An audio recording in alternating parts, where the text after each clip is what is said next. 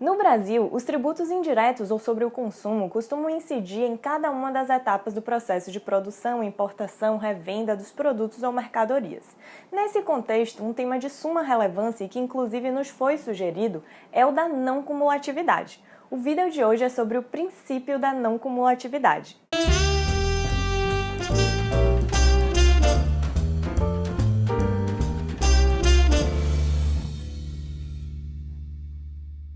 A Constituição Federal de 1988 traz a previsão da não cumulatividade não como um princípio geral, mas restringe a sua aplicação a alguns impostos. Em primeiro lugar, a gente tem a previsão em relação ao IPI, no artigo 153, parágrafo 3º, inciso 2 da Constituição, que determina que o imposto previsto no inciso 4 do artigo 153, que é o IPI, será não cumulativo, compensando-se o que for devido em cada operação com o montante cobrado nas operações anteriores. Também temos a previsão da não cumulatividade em relação ao ICMS, e aí está no artigo 155, parágrafo 2º, inciso 1, que determina que o imposto previsto no inciso 2, que é o ICMS, atenderá ao seguinte: será não cumulativo, compensando-se o que for devido em cada operação relativa à circulação de mercadorias ou prestação de serviços com o montante cobrado nas operações anteriores pelo mesmo ou outro Estado ou Distrito Federal. E ainda temos a previsão da não cumulatividade em relação aos impostos residuais. No artigo 154, inciso 1, temos que a União pode instituir, mediante lei complementar, impostos não previstos no artigo anterior, desde que sejam não cumulativos e não tenham fato gerador ou base de cálculo próprio dos discriminados nessa Constituição. Mas o que significa dizer que um tributo é não cumulativo? De acordo com Ricardo Lobo Torres, o princípio da não cumulatividade do ponto de vista econômico significa que o imposto incide sobre o valor acrescido em cada operação de circulação, de modo que a incidência global é idêntica à multiplicação da alíquota pela base de cálculo final. É um subprincípio da repercussão legal obrigatória. Ou seja, como temos alguns impostos que incidem sobre cada uma das etapas do processo de produção, a não cumulatividade determina que a cada nova operação o imposto irá incidir apenas sobre o valor que ela acresce ao produto. Dessa forma, ainda que ele incida várias vezes por conta de diversas etapas, a sua incidência total ao final dessa cadeia tem que corresponder à multiplicação da sua alíquota pelo preço final do produto ou da mercadoria. Evita-se assim a incidência em cascata ou a plurincidência. Ainda que ele seja um tributo plurifásico, a sua incidência total corresponderá àquilo que ele incidiria se ele incidisse uma única vez. Mas como isso se dá na prática? Basicamente, existem dois métodos que são os mais explorados na doutrina do direito tributário: o tax on tax e o tax on base. De acordo com o tax on base, a compensação se dá considerando as bases de cálculo. Assim, a cada nova incidência, a gente vai considerar a base de cálculo da operação atual,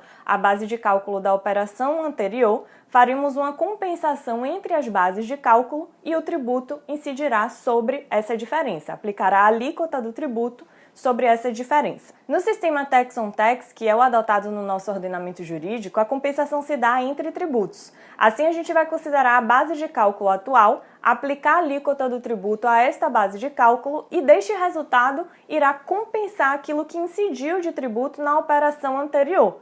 Por isso que se chama de tax on tax, porque a compensação se dá entre os próprios tributos. Podemos simplificar bastante e criar aqui um exemplo bem hipotético e bem distante da realidade apenas para a gente identificar em que reside a não cumulatividade. Vamos imaginar uma fábrica de tecidos de algodão.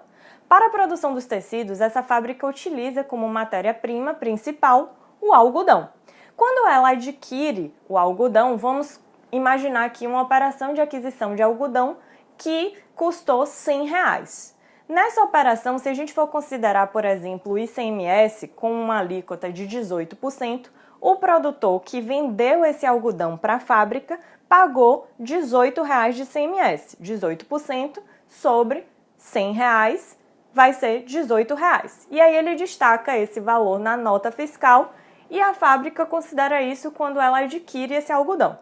Vamos supor que com esse algodão ela conseguiu produzir tecido suficiente para uma operação em que ela vendeu tecidos a R$1.000.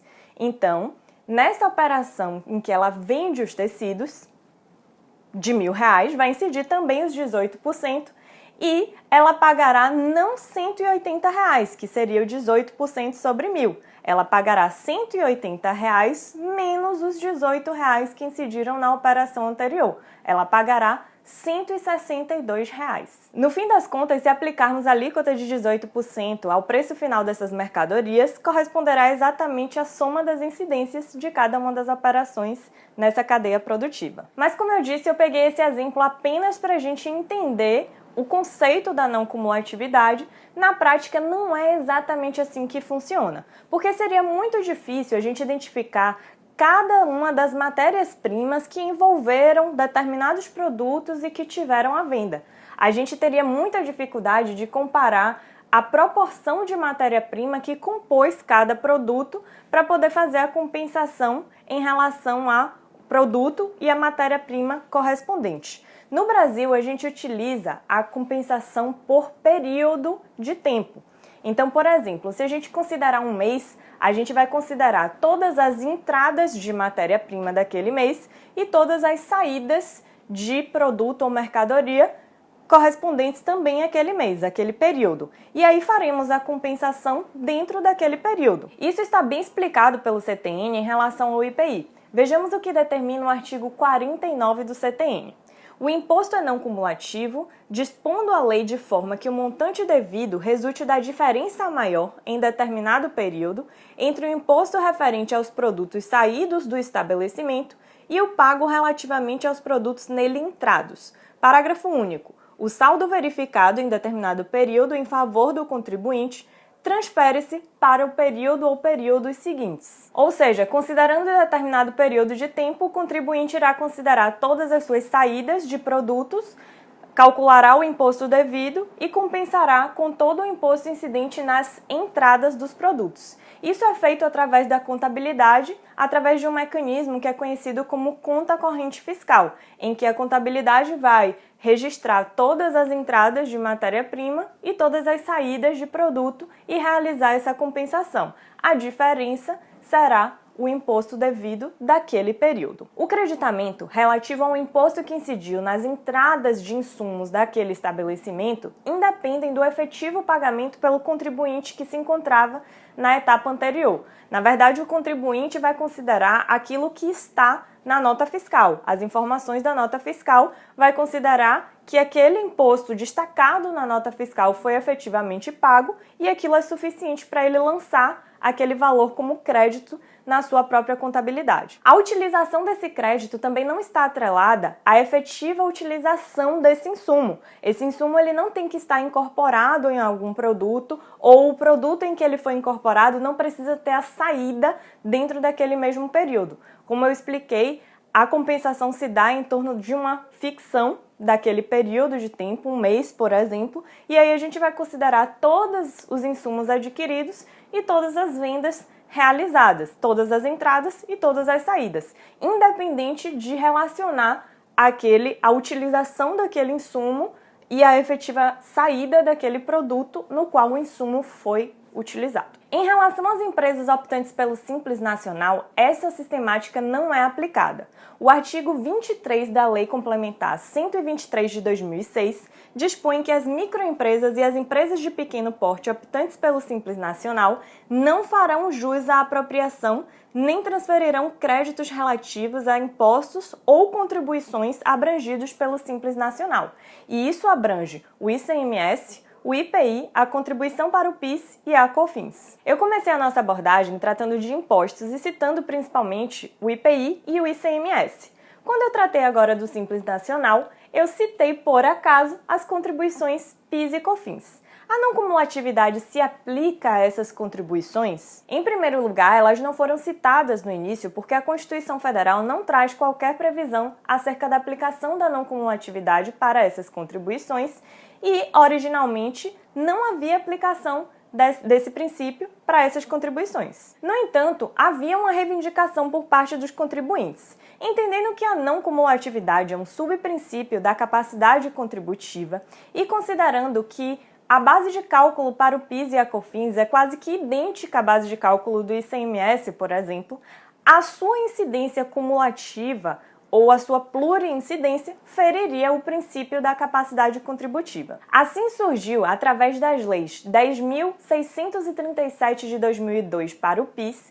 e 10.833 para a COFINS, o regime não cumulativo de PIS e COFINS. Mas ele não foi geral, ele é restrito às pessoas jurídicas que apuram o lucro real. E por isso hoje nós temos dois regimes de PIS e de COFINS. Nós temos o regime cumulativo, que é aquele anterior a essas leis e que continua valendo para as pessoas jurídicas que apuram o lucro presumido.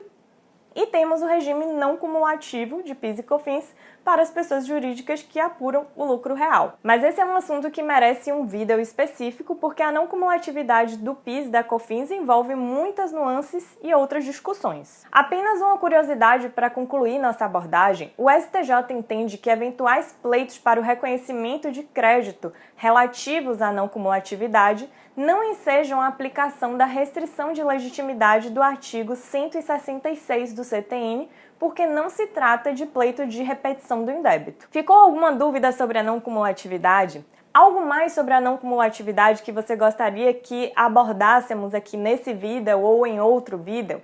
Deixe o seu comentário aqui embaixo. Não deixem também de se inscrever no nosso canal para acompanhar nossos próximos vídeos, nossas próximas discussões. Um abraço a todos e até a próxima!